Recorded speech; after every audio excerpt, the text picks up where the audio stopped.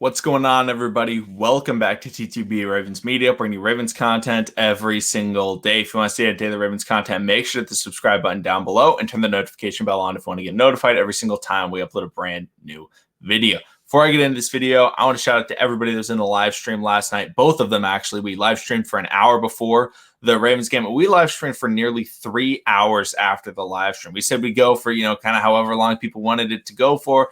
And it was so much fun. There were so many great questions, so many great conversations, so many great moments. So thank you to everybody who is participating in that. The goal is to do that for every single week, every single game that the Ravens play, live stream before, live stream after, have a good time, really just talk with everybody and get everybody's sense of, what's going on and analyze all the different players and moments from different games. So it was so much fun. We're going to be doing it again this next Saturday when the Ravens, play their next game. But, that's kind of it for that little intro and discussion point. But let's get into today's video. Now, today's video, I'm going to say the title right now, it's Don't Count Out Trace McSorley. He can still be the Ravens quarterback too. And before I even discuss that part, I need to talk about preseason very briefly. If you didn't watch the game, the Ravens obviously won 18 consecutive preseason wins, but Trace McSorley did not look very good. I mean, everybody was calling for Trace McSorley. He started the game, he played the entire first half, and he looked really poor. He did not look good at all.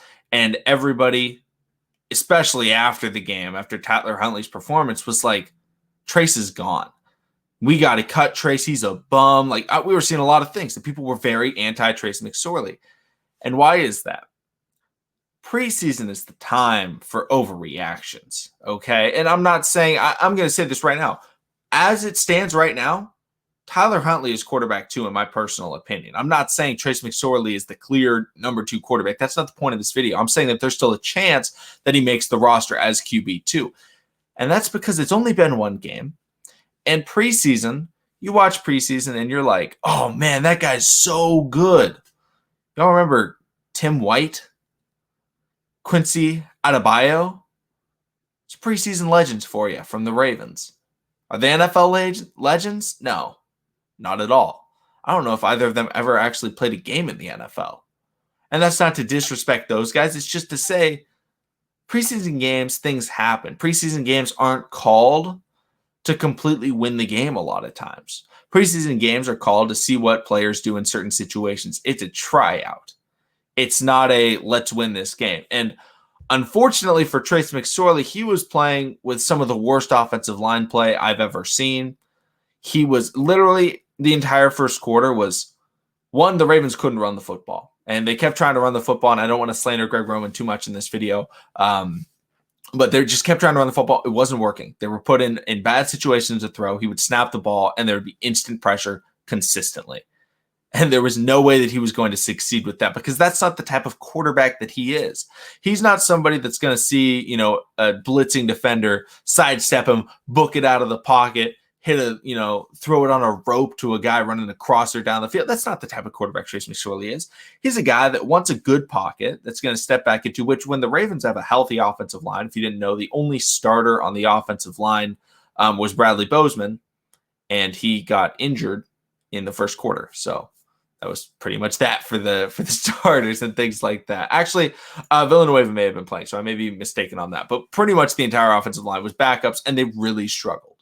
And in the Ravens' regular season offense, if he comes in as a backup, he's going to have the Ravens' offensive line, which is a good offensive line. So, it was very difficult to judge. They even brought it up on the broadcast that I believe they said it early in the second quarter when they basically said, this is the only thing that you can judge is the backup offensive lineman because you can't see the receivers run routes. You can't see the running backs try and hit holes because there are no holes. They're getting hit in the backfield. You can't see a quarterback, doing anything other than how does he handle getting knocked down seemingly every single time he drops back to pass. The Ravens couldn't throw the ball. They couldn't move the ball down the field. They couldn't do anything because the offensive line wasn't allowing them to. And now I will give props to Tyler Huntley. Tyler Huntley dealt with it very well. The offensive line play improved, I would say, in the fourth quarter. In the third quarter, it was still pretty bad. And Tyler Huntley, though, he's a player. He's similar to Lamar, where he can evade that pressure and he can step out and he can take off and run. And he made a lot of big plays doing that. And he showed that's why he can possibly become the backup on the team. But that doesn't mean that Tyler Huntley's just outright won the job. Okay, Trace McSorley, if you look at it, in regular season opportunities, Trace McSorley has done what the Ravens needed him to do every single time. He came in that Pittsburgh game after Robert Griffin the third, I almost said junior, after RG3 came in and, he got hurt. Trace McSorley comes in. What does he do? First series, he was a bit rough. He seemed a bit rusty. Then he comes out, and eventually he hits Hollywood Brown for a massive touchdown. He was one stop away from the Ravens defense late in that game, away from having a game-tying / a game-winning opportunity for the Ravens. Like, as a backup, he came in, they were down. He did that. Then he comes in the Browns game. And he wasn't lighting up the Browns, but he was keeping the Ravens close enough into the game to where right when he gets hurt, Lamar Jackson can come back and he scores the touchdown. They take the lead, and it's like, oh, look at that. Or maybe they tied the game. I'm blanking on the score at that exact point. But he did his job. Tyler Huntley came in for Lamar Jackson. I'm not trying to slander Tyler Huntley. This is just trying to analyze what they've done for the Ravens when they've gotten opportunities. Tyler Huntley came in, in the Jaguars game. They were winning by a lot. It wasn't a critical, this is where you need your backup situation. He came in the Bills game in a critical, this is where you need your backup situation because Trace McSorley was injured and he struggled. Now, the Ravens' entire offense struggled, so I'm not saying, oh, he's just terrible. But he did miss a significant throw to Hollywood Brown that potentially could have, brought the Ravens to striking distance to win the game. And overall, you look at both those guys, and I'm not trying to say Tyler Huntley can't be a backup because he missed one throw. I'm not saying Trace McSorley is a great backup because he, played decently in 2 backup starts. I'm not saying that, but I'm saying preseason is the opportunity for them to just see what they're going for. And it can completely change next week. I said it during the live stream where, yeah, Tyler Huntley played amazing this week. But there's also a chance where Trace McSorley balls out next week. There's a chance where, certain running backs and certain wide receivers, they play better in other games because this is a tryout. They're not as used to throwing with all these guys running these concepts as, Lamar would be, as if they're playing with the starters and you're like, oh, wow, these guys are really good. They're playing with backups. Backups run poorer routes. They have worse hands. It's harder to play with backup offensive linemen.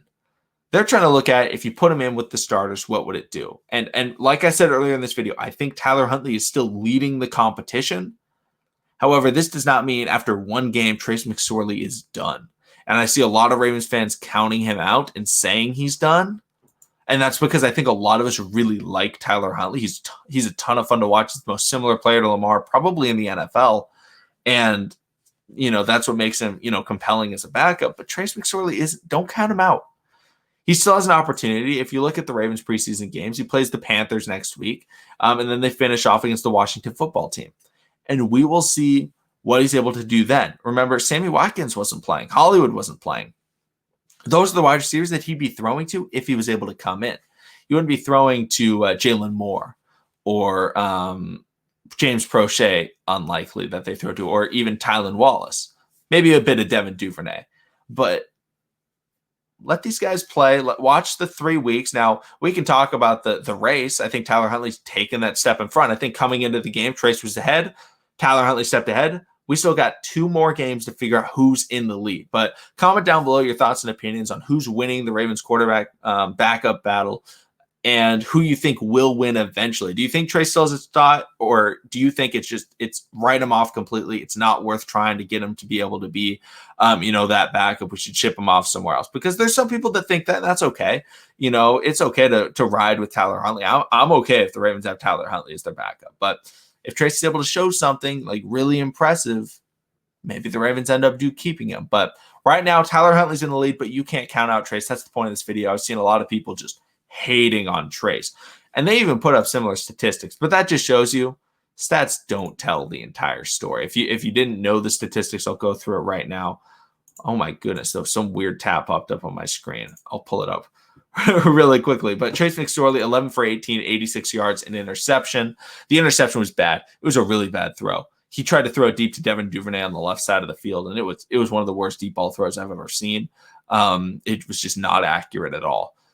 Tyler Huntley, 12 for 16, so better completion percentage, 7 less yards, threw for 79 yards, but he also rushed for 43 yards. So Tyler Huntley outperformed him in the stats, but Chase McSorley, with that offensive line, I thought he wasn't as bad as people are making it out to seem. So thank you, everybody, for watching. Subscribe for daily Ravens content, and I will see all of you again tomorrow with, I believe it should be a Trust the Bank podcast episode with myself and Joshua for the next couple of days. So thank you, everybody, and I'll see all of you again then.